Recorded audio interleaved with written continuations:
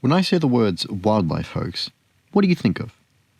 I suppose for most, certain mythical creatures come to mind. Iconic urban legends such as the Bigfoot, the Chupacabra, or perhaps the elusive Yeti. However, what might not come to mind is the amount of fake news shared across social media sites regarding wildlife. As of this moment, Australia is just one of the many nations across the world that has placed itself under quarantine. And while under quarantine, social media platforms such as Twitter, Facebook, Instagram, and YouTube have been full of misinformed stories of wildlife reclaiming the planet now that humans are staying outside. Venice has especially been at the center of misinformation when it comes to quarantine's effects on the environment. Here are some of the tweets that have gone viral, depicting the return of cleaner, clearer waters, swans, and even dolphins to the canals of Venice. Except, of course, these things are neither factually correct nor particularly exceptional.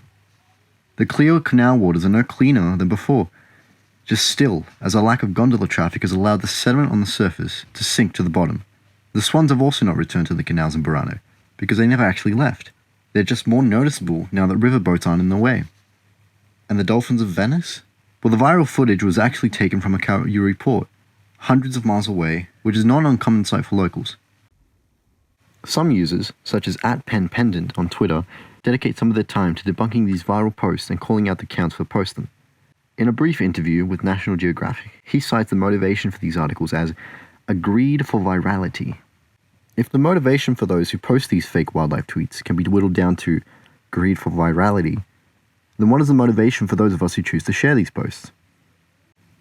I think Professor Susan Clayton summed it up best when she said, "People hope that, no matter what we've done, nature is powerful enough to rise above it." Social media's attitudes towards these hoaxes have a direct connection to how we view our environment. People want to see the silver lining to all of this, and while I don't condone the idea that humanity is the real virus, I agree that we do need some good news right about now. A lot of people seem okay with sharing stories that they know are fake because it makes them feel good. I don't agree. I say if you want fiction, embrace fiction. Go read a book or go watch a movie. But right now I think we need truth, not false hope. There is no such thing as a reset button for our planet. There is no going back on so much of the damage we've done already, but we also don't need a global pandemic to let the planet heal. I hope that as we all get through this period of difficulty, we can remember why these fake stories made us feel good. And I hope that it can inspire us to work harder for a planet that can finally truly begin to heal.